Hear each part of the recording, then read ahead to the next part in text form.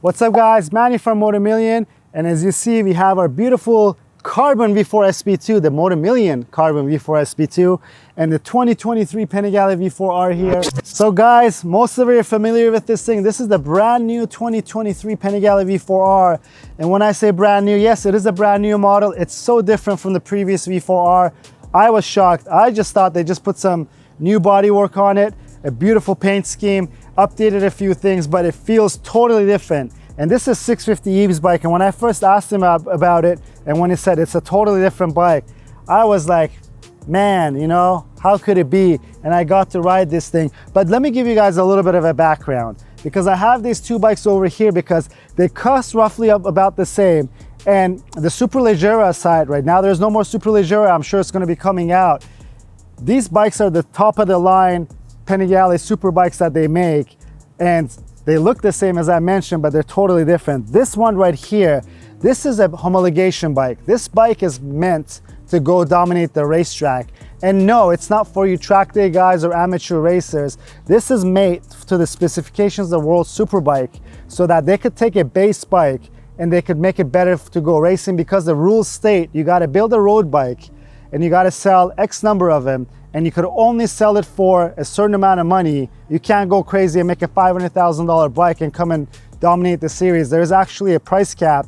It used to be $38,000. I think it got upped a little bit so that this bike, I believe, is sitting around the $45,000 to $48,000 mark, which is still within the rules.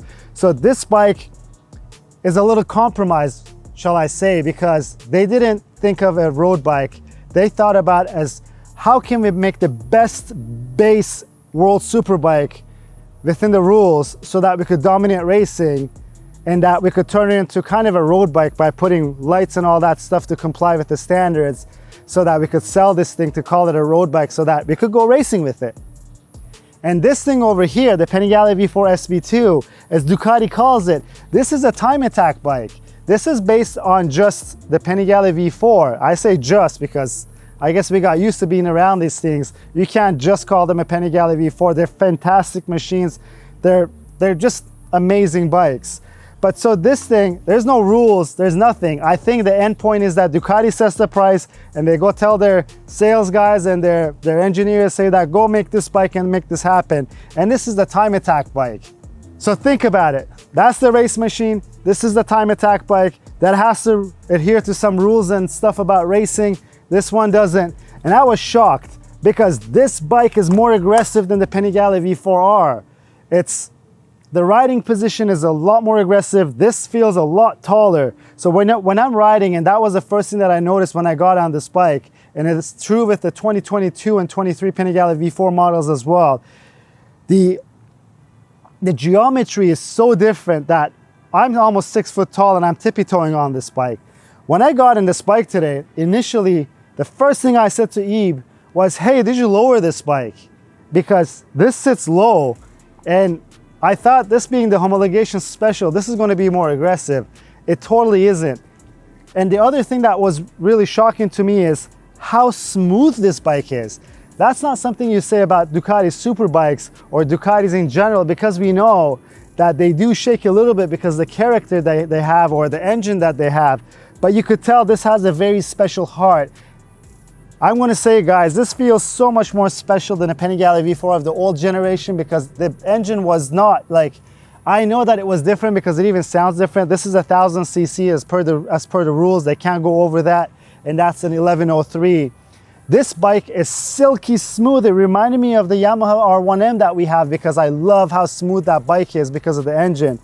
But why is it so smooth? Because this is a completely balanced engine and all the internals are different. And it's clear that it makes that difference.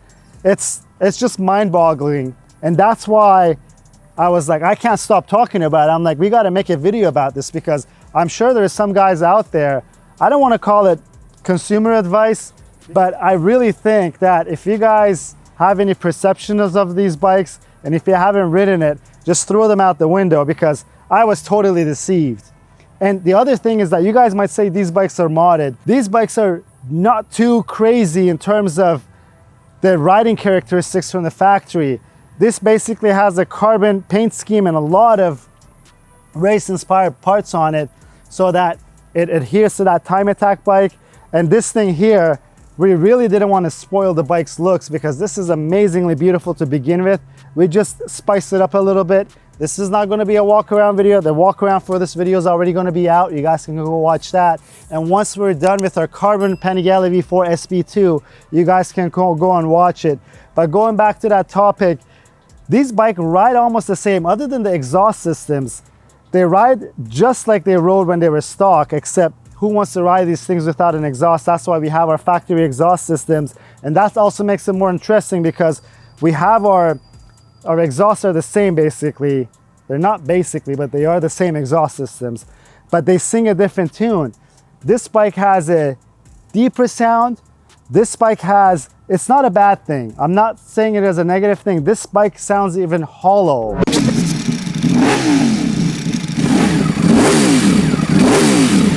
But it sounds really different and sounds really good. Because of the free revving nature of this bike, I think it almost sounds like a supercar where the revs go up and down so fast.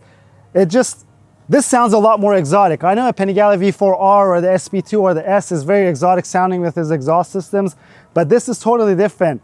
I'm no musician, I don't have a trained ear, but I could clearly tell this is a different engine. And you know, you might be fooled because you say the Panigale V4R and a V4 SP2. And the other thing, when I was riding this bike, I don't know if it's because of the internals of the bike that the rotating parts are lighter, but this bike feels a lot more nimble. They both have carbon wheels and this bike did not come with carbon wheels. So yes, I don't know if it's gonna feel more nimble than an SP2 out of the box, but the carbon wheels, yes, they make a big difference. In this case, I was just shocked because they both have carbon wheels and the only thing that I could think of that would make that difference is the internals of the engine because it's so light. And don't forget, the engine is spinning. Just like your wheels, this makes centrifugal forces, this being the engine. And on the Ducatis, they have counter-rotating crankshafts which turn this way. So when your wheels are turning that way, it kind of counterbalances that force. And what's the centrifugal force? It's the force that you feel when you go to lean the bike over, that the bike wants to stand up. So if you spin a disc, try to turn it, it's always going to want to stand back up. So this bike, I'm telling you guys, it feels so different and so nimble. It was amazing. I don't know, it spoiled it for me because I was like, hey, I would probably just get the SP2 because the 100cc is bigger. It kind of makes more sense on the road. But this thing shakes. And I thought I asked my friend, because my friend was riding the bike too, and I asked him, hey, you think it's the wheels are unbalanced? Because after you jump from that bike to this bike, this has a lot of shake. And it doesn't shake and vibrate like an M1000R RR, guys. It's the Ducati shake that it has. And if you ride one of these things, you get used to it. But when you jump back and forth from this, that being silky smooth, it's evident that I guess the engine on this bike is a little more raw compared to that. And that is an amazing engine. And overall, guys, I wanted to make this video about this mind-boggling differences that these bikes have. They're great to look at. I hope you guys appreciated it. Again, take it as you want. You know, I'm not a World Superbike rider. I'm by no means a pro rider, but we ride all of these things on the road. You know, I'm sure people track these things, but we all buy these things to enjoy them on the road. And that's my thoughts about just riding them on the road, and the differences are so big that I'm still mind-boggled, guys. So I thought that I'd share these with you guys. I hope you appreciated it. If you liked the video, please give it a thumbs up. If you have any questions or comments, leave them down below. Until next time, guys, have a great one.